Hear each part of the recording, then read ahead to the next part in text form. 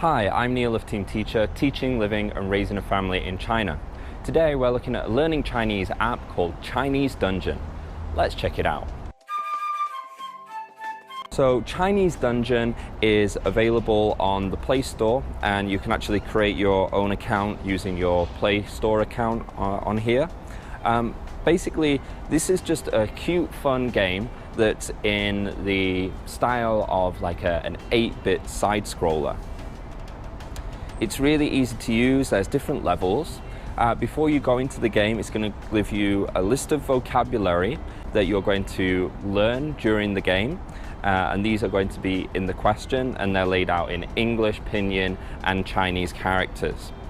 And what you have to do is you're kind of fighting Street Fighter style, and you've got to quickly press the correct Chinese character Pinyin for the English word. Once you've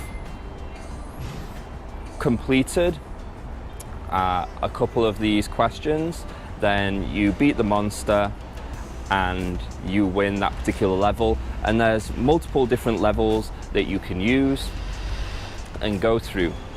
The slight issue with this is a lot of the vocabulary is quite randomly put together. For example, the one that I'm doing now is you're learning Beijing, love, 8, and dad.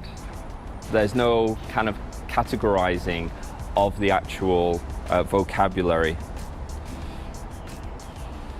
So there's that to consider.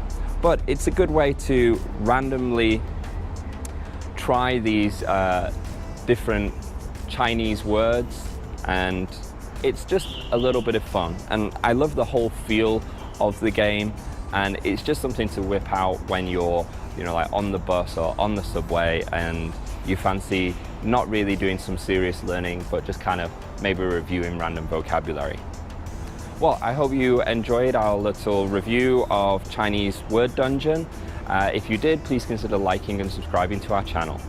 Bye bye.